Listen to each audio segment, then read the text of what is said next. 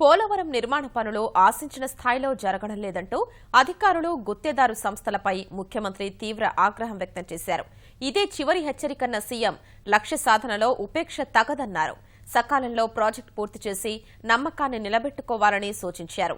పోలవరం కుడికాల్వ నుంచి Buckingham canal ద్వారా పెన్నా నదికి గోదావరి జలాలు మళ్లించాలన్న ప్రతిపాదనపైన ఉన్నత స్థాయి సమీక్ష చేశారు.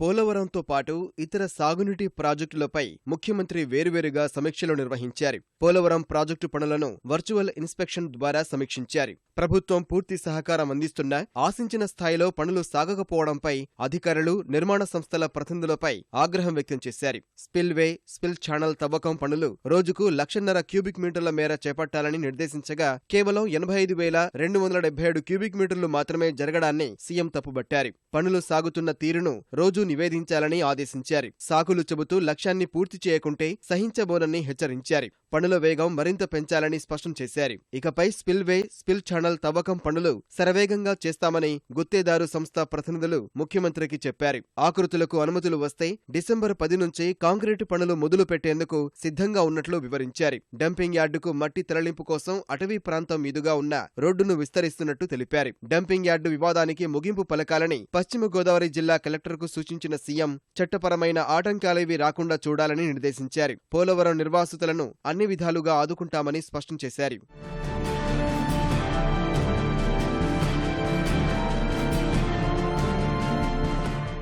గోదావరి జలాలను పెన్నా నది ద్వారా రాయలసీమకు మళ్లించే పథకంపై నమూనా నివేదికను అధికారులు ముఖ్యమంత్రికి సమర్పించారు. ఈ ప్రాజెక్టు నిర్మాణంతో ముందుగా రోజుకు 3.5 టీఎంసీల చొప్పున మొత్తం 400 టీఎంసీలు మళ్లించాలని ప్రతిపాదించారు. ఆ తర్వాత రోజుకు 4.9 టీఎంసీల వంతున మళ్లించాలన్నది ప్రణాళిక.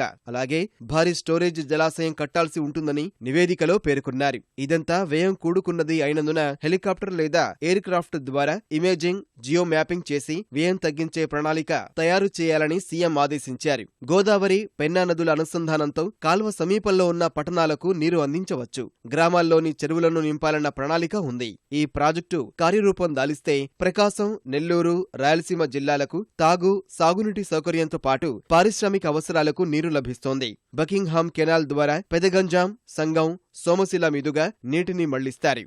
గుండ్లకమ్మ ప్రాజెక్టు 2 నెలల్లో పూర్తి చేయాలని ముఖ్యమంత్రి అధికారులను ఆదేశించారు. హంద్రినీవా కాల్వ వెడల్పు పనులు వేగం పెంచాలన్నారు. గండికోట నుంచి జనవరి నెలాఖరుకు చిత్రావతికి నీరు వచ్చేలా చర్యలు చేపట్టాలని ఆదేశించారు. తద్వారా కడప, చిత్తూరు, అనంతపురం జిల్లాలకు సాగునీరు అందించాలన్నారు. కుప్పం బ్రాంచి కెనాల్కు నీరిచ్చే పని వేగవంతం చేయాలని సీఎం కోరారు.